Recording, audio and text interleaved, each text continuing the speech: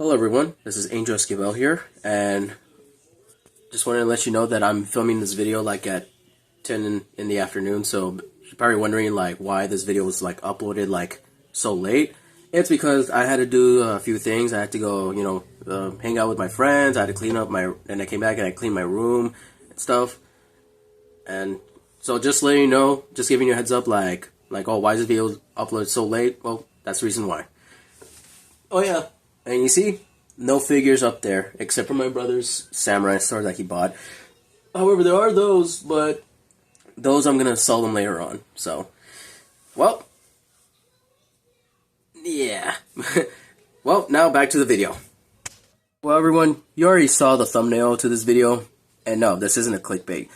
Why I believe that Minus One made me lose faith in the Monsterverse? Well, let me explain. First off, let's start off with the beginning of the Monsterverse. Let's start off with Gareth Edwards' 2014's Godzilla. When I was like, how old was I? I would probably say I was like 13. Yeah, I'll say like a good 13 or 14, probably around there.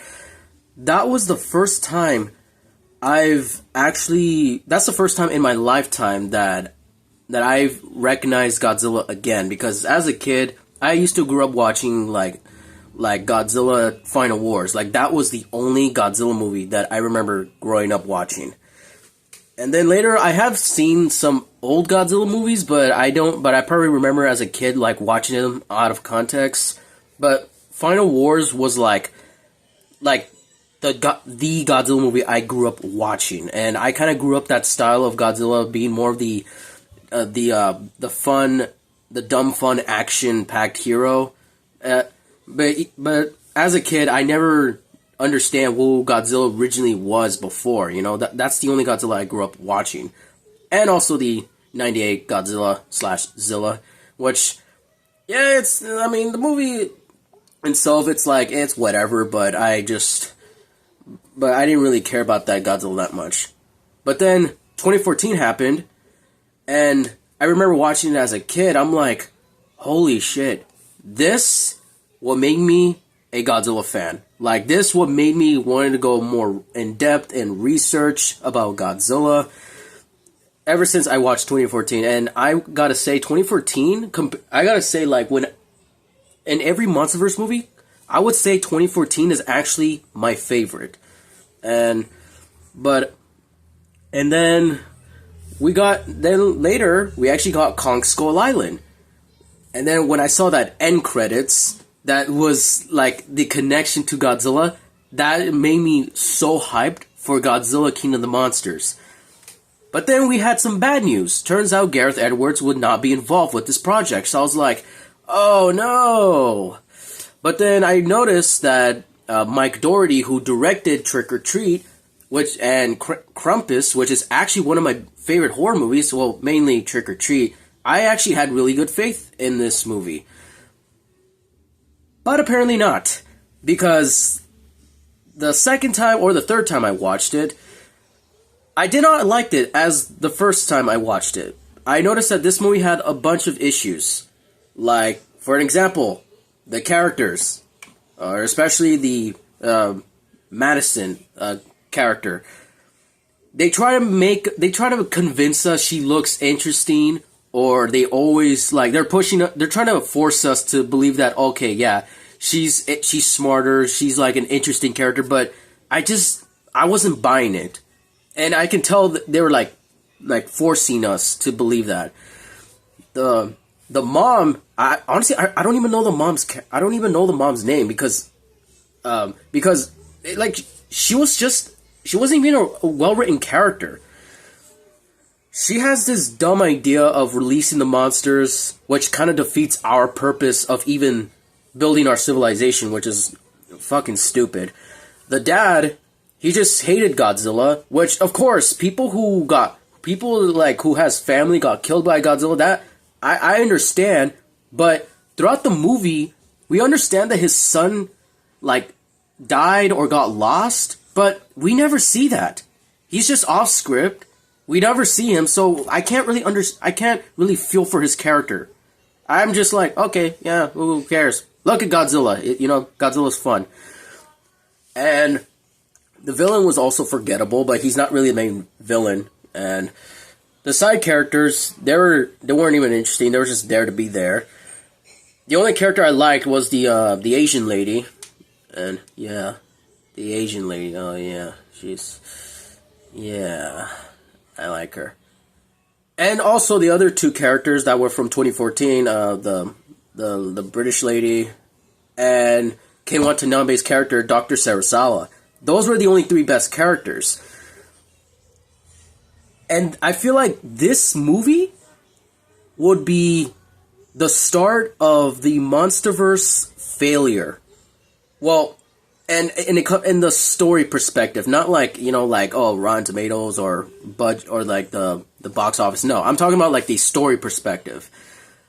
This movie made the biggest mistake. Oh, like, guys, but before I say this, I just want to say, with 2014, it did have some issues. It had dark lighting. Godzilla was there for less screening, and also they kill off Bryan Cranston's character. 2014 made a big mistake killing off his character, but King of the Monsters made a bigger mistake than what 2014 did. They killed off Ken Watanabe's character, Dr. Sarasawa, which he was from 1954, he was like the main human character face of the Godzilla franchise, even though he was only appeared in one movie. And now that we were gonna get like a remake of that character, I honestly expected like this character would be like the Tony Stark of the Monsterverse. Like later, like maybe in a decade later, we'll get a movie where he finally sacrifices himself and to become the hero to save all of humanity by helping Godzilla. And actually, I like that concept, what King of the Monsters did, but the problem is it was too early. They kill him off in the third Monsterverse movie. They kill him off in the second Godzilla movie. And now, which leads us to Godzilla vs. Kong. We get new characters. Who they are? Don't know. They're just thrown in there. Except for Madison's character and her father. They're just there. And also Sarasawa's character also has a son, which was never mentioned throughout the first two movies. And look, I don't know much about the comic books either because I really don't care about the comic books. I'm only there for the movies. I think I heard this somewhere that the people who read the comic books they say that that the comic books never mentioned that he ever had a son. So that was just a plot hole there. And also he's just another villain.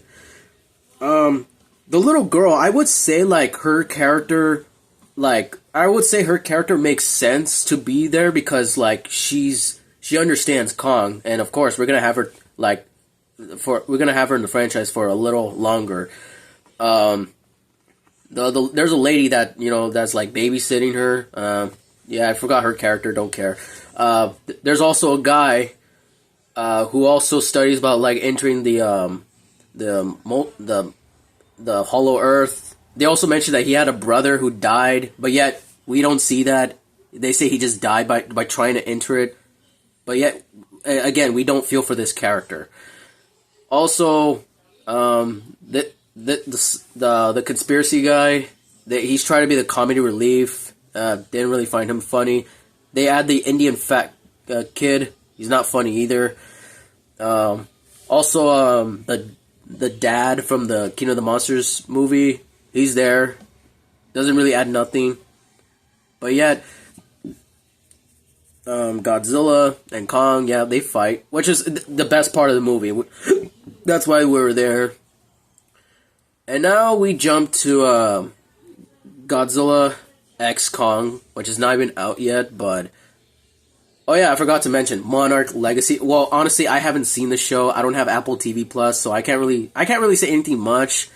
All I know is that it's just like a prequel and a continuation, so I can't really say much. So Godzilla X Kong, I saw the trailer. It looks cool. The action looks pretty cool. The CGI looks well. There's some characters that are returning that I don't care. The girl is, of course, the little girl is gonna return there because, of course, like she's the only character that can communicate with Kong, so of course she's gonna be there. And then we got to the final shot of Godzilla and Kong just running.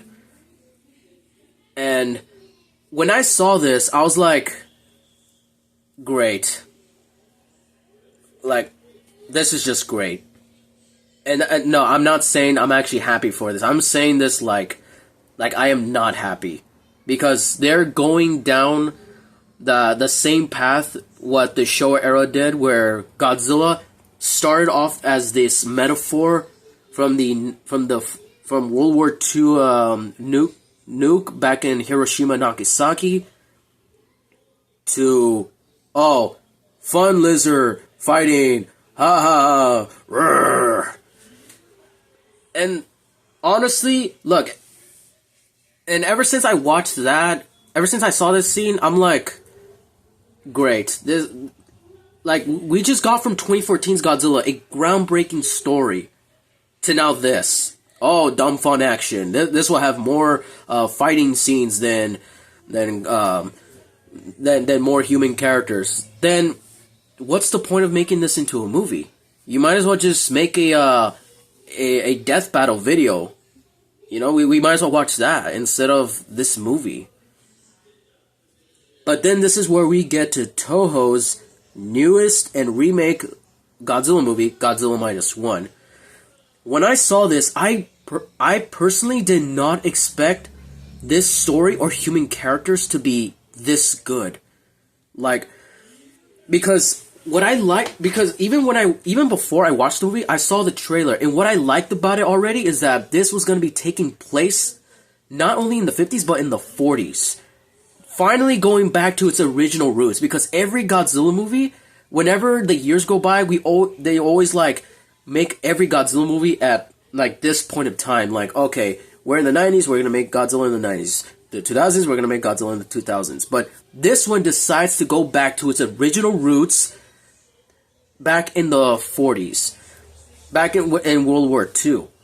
So this is gonna be spoilers for Godzilla Minus One. So for anyone who has not seen this movie, I expect you like skip to this time, you know.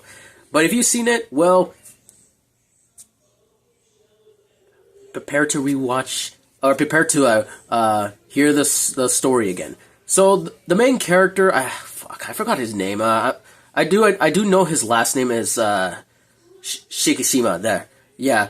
I mean, I forgot his first name, so I'm probably gonna look back and see what's his first name. But the point is that we start from his character. We know that he's a kamikaze pilot who lands on this island, but he failed to do his duty, so he stays the island there for a night. Then we cut to Godzilla right away. He's younger. He's like a baby form on this, but he's very terrifying. So. And honestly, I did not expect Godzilla to come out like early in the movie, which at the same time I actually liked the fact that he came this early. And then in this scene, he hesitates to even take the shot at Godzilla, but Godzilla ends up killing everyone in the island right away, only leaving 2 people there behind. Which now this leads to our main character Shikishima, who is now traumatized of not only regretting doing his job, but also letting Godzilla killing the people that were there in the island. And now he's being haunted by those memories of Godzilla killing those people and not him doing his duty and trying to kill Godzilla. Then we also get side characters like the woman who, and also the baby, which turns out they're not related, and also he is left with no choice but to take care of them, because he can't just leave them out, you know. Oh yeah, also, I can't believe I skipped the part where he returns home and his entire home is destroyed. And also, his parents were also there too, and they got killed. But here's what's interesting. Even though we don't see his parents, even though we don't see his parents like get killed on screen, and I know this may sound like I'm contradicting by saying that because in King of the Monsters, the dad's son died, but here's the difference between this Minus One and King of the Monsters. Minus One, this takes place in a real setting back in the 40s, during the end of World War II. So we actually understand. We understand that this happened because this was a real life thing. Because back in World War II, the Americans, when they bombed Hiroshima and Nagasaki. But in King of the Monsters, this takes place in the modern in the modern day, which was back in 2019. But this is just an unrealistic perspective, so we can't really relate to that. We don't even we never see we can't really see that happening. But in the 40s, we understand that this was a real life thing back in World War II. So back to the story. We jump through like his life now, being like at moments he's being happy, like providing and helping his like non-family, but he's willing to help out. And also we get to new side characters which I actually like how they add those side characters. It kind of reminds me of those old movies, back like Predator or Aliens, where they have like those type of characters. Like we get the scientists, we get the mechanic, and also we got the kid who's just the comedy relief. And we get the main character who's the one who's actually traumatized by the events that he'd been through. Also, I do wanted to say that one of my favorite scenes that I actually felt was very emotional is when he was talking to Noriko. There's a point in his where he said that he felt like this must have been like the afterlife. Maybe he actually did die in the island, which is due to the trauma that the survivors of the Japanese survivors and the soldiers back in World War II thought that they thought that they all died there, and this is just their afterlife. Now they're suffering there, and I actually thought that part was really very emotional. It actually did really hit hard, which is very difficult to say for every character from the Monsterverse that doesn't really feel any they have no. It's like there really is no in depth with these characters, unlike Minus One, that the director and writer actually well written these characters. But let's just, although these characters, they're the best, I love them. However, let's talk about Godzilla in this movie. Godzilla is a freaking menace. He is evil. They finally go back to the 54 Godzilla, and this time make him much scarier and better in this movie. Now after the second nuke, we see Godzilla now in the ocean in his full form, big as ever. My favorite. Every Godzilla scene in this movie is literally my favorite. The best part. Godzilla. The part where they had the mine in his mouth and it blows up. This is the only movie we get to see Godzilla ever having a healing factor, which every Godzilla movie doesn't really show that. But this Godzilla movie shows that it shows the fact that this Godzilla is not easy to kill, and we need a better strategy. And I love how he goes after the war machine in the ocean, just taking it down. This is actually the only Godzilla movie that I see he actually takes damage, because most other Godzilla movies he's just he gets shot but he's just standing there, normally he's not phased. But this Godzilla, he actually takes damage, but yet he doesn't give up a fight though.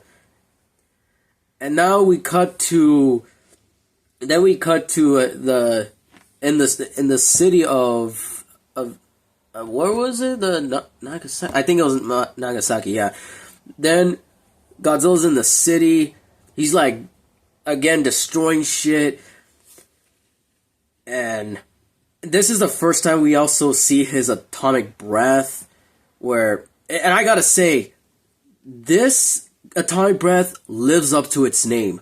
Other Godzilla movies with this atomic breath, they're just, oh, it's just a ray. Yeah, it does some damage in there, but the point is supposed to but his power is supposed to call an atomic breath. But it's just a heat ray just blowing up stuff. It's just like, just a straight line and that's it. But this Godzilla, I like how I like that concept of his dorsal fins like charging up, and then they go back in, throws it all out, and then boom, a nuke. Like, holy shit, I honestly did not expect that. Like, I honestly expected like more like this in every Godzilla movie, because it's called an atomic breath, but I'm glad that Minus One decides to bring that back. And also, I actually really like how, it's funny because even though as a Godzilla fan, watching this Godzilla movie, it really made me root for the characters to take down Godzilla, because every Godzilla movie, especially King of the Monsters, like, I don't really give a shit about every human character. I just want them to die, or I want Godzilla to kill them.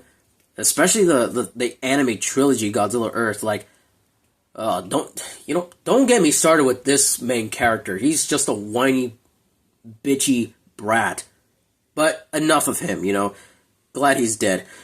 Also, but Minus One does a good job in making you want the characters to kill Godzilla. At first, I gotta admit, when I first watched watched the movie, I kind of did not understand their plan on taking down Godzilla, because I guess I couldn't read the subtitles on time. But my second watch, now I fully understand it. And also, then we get to the climax, where it doesn't feel like the biggest climax, like an Endgame or a Zack Snyder's Justice League or Godzilla. But no, this feels simple, but it works. Like, I actually like how they use the ocean to take him down to the depth to actually freeze him, because I was kind of confused, wait, how are they gonna do that? But oh, okay, he can go in there slowly, but he cannot be in there forcefully. And I guess when he goes up, it kind of messes up his regeneration, and he becomes frozen. When he was about to recharge his nuke and about to shoot them for the one last time, I thought he's really gonna kill all of them, until Shikishima comes to the rescue, like the main hero he is, flies through Godzilla's mouth, and boom, kills him. And I honestly thought that he was dead too in that moment. He actually sacrificed himself, and then it turns out he's still alive. Holy shit, I didn't expect that either. Also, during the end of the movie, we get to know that his girlfriend Noriko is still alive, from the whole Godzilla nuke blaster in the city. And then we notice that in her neck, she has something very a black stain on her neck, which it basically just foreshadows a sequel, which I'm glad they're actually kind of doing that. And then we also notice Godzilla's heart is also beating, so yep, another sequel's coming. And I forgot to mention that this is the first movie in my life, and also the first Godzilla movie to ever watch in IMAX. I saw this movie, and honestly, I love how loud it was. Honestly, I thought it was gonna show a full screen instead of the black bars, but it was very loud. It kept so loud that it kept my dad awake. Because usually my dad is an old man. He usually sleeps in movie theaters. But with this one, he did not sleep, which I'm glad, because that extra ticket of him did not feel a waste. Also, other things I do want to mention. I forgot to mention about the little baby. I forgot her name too, but I actually liked how she was also the emotional part of the story, because it's also revealed that Noriko is not the mom, because it turns out she actually took the baby because a lady, because there was some woman with her that actually was dying and decides to give it to Noriko to take care of her. And what I do find really sad about her character is that as a baby, she doesn't know that those are her parents. But it's probably for the best that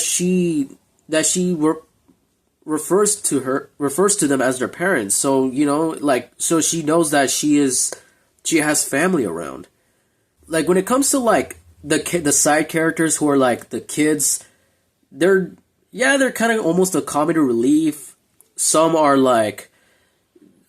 just like forgettable, some are just not funny. And also, like, there's no reason for those child characters to be there. But for this little baby, she actually has a reason, but there's a reason why she's in the story, to be the part of the emotional part for Shikishima's story. And I honestly never expect that in a Godzilla movie, but I actually this Godzilla movie really, like, surprised my expectations. And these characters, honestly, I really, really love these characters, and which also I will talk about later on. But I first want to say this before I wrap this video. It's not the fact that I hate the Monsterverse. I'm not saying I don't like the Monsterverse anymore because of the direction they're going. I believe that both an evil Godzilla, like it originally was, and the goofy Godzilla, they both have a place in this world. They have they're there for the adults, and they're there for the children. And also, I do want to say about one last thing about 2014 is that I feel like 2014 could have been a really good movie as it was. Because if you've probably seen, there was leaked images back when it was like, after when it was released, there was images where it revealed that the son of Ford, the main character, the soldier, there was an image where his son was distant towards him. Which is like, he was a soldier, he's never been around in his life, so he was distant, like he doesn't recognize him. Then we get another same image, but this time it's with Ford, the soldier, and Bryan Cranston's character, which, I forgot his name too, but I know his last name is Ford. But you can see he was distant towards his father too. And I was thinking that could have been a really good father and son arc in the Godzilla 2014. And I feel like that would have been a really good message towards fathers and sons, which, me as a son who loves his father very much, I feel like that could have been a really good story and a really good message towards fathers and sons. But Gareth Edwards never had that in the movie, which the more I think about it, I'm kind of disappointed that he didn't. And I feel like all because he killed off Bryan Cranston, and it could have been a really good movie. Oh yeah, and also, what I was also gonna say is that with the Monsterverse, where it's going, and the fact that it's gonna keep continuing going down this path of like the goofy, fun action popcorn flick / Kong and Godzilla are heroes running in the sunset distance. If they're gonna keep going down that path, as someone as me who's just maturing through time and who's just maturing and just noticing, like, who prefers great storytelling, I honestly do not want to continue watching these movies, because in the end they're just movies, they're just spectacles. But there's no story, there's no really like a great message to this. But with Minus One, on the other hand, because I noticed that the director of Minus One mentioned that he wants to come back for a sequel, and that would really make my world if he actually did. Unlike Gareth Edwards, who didn't return for Godzilla 2, which I would wish that in another universe Gareth Edwards could have made Godzilla 2 instead of Mike Dougherty. The fact that, like, if he comes back in the sequel, and the fact that he's gonna have every character from Minus One come back for Godzilla Minus Two, then this is what I'm mainly excited for. I would rather watch a Godzilla movie with great storytelling, with great characters, with great emotional scenes, and also some terrifying Godzilla evil moments of him, instead of this goofy, dumb popcorn flick Godzilla.